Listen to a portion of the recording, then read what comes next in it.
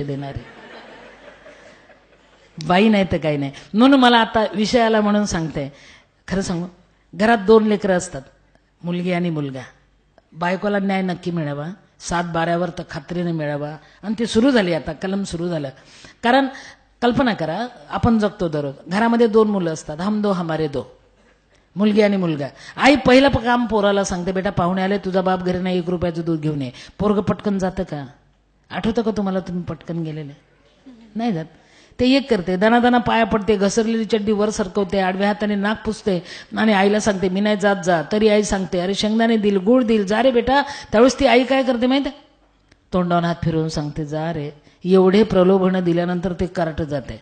आणि जाताना कसं जाते माहिती, डाव्या हातात ग्लास घेते, उजव्या हातात रुपया घेते, 1च रुपया असतो. आणि त्या पाहुण्यांकडे डोळे काढून बघते आणि पाहुण्यांकडे बघत बघत ठाण ठाण ग्लास ठोकतच जाते कार्ट.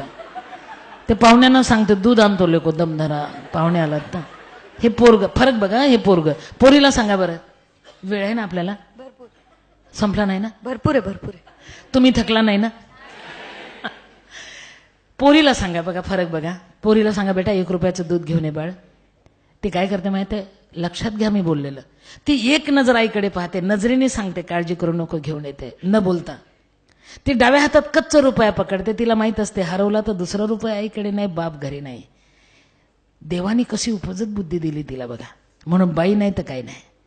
ती उजव्या हातात ग्लास घेते, पाहुण्यांकडे हळूच बघते, खाली मान घालते आणि पाहुण्यांच्या समोरून दुधाला जाताना फाटक्या फ्रॉकमध्ये ग्लास झाकून नेते. पाहुण्याच्या बापालाही ग्लास दिसू देत नाही, आपल्या बापाच्या घरी दूध नाही. फाटक्या फ्रॉकमध्ये ग्लास झाकून नेते, म्हणजे त्या पाहुण्यांना कळतच नाही ही दुधाला गेली. दूध घेऊन हळूच आईच्या हातात देते. म्हणून लक्षात घ्या, बापाची गरिबी झाकायसाठी मुलीचा जन्म आहे, देशाची वेदना झाकायसाठी स्त्रीचा जन्म आहे बाबा.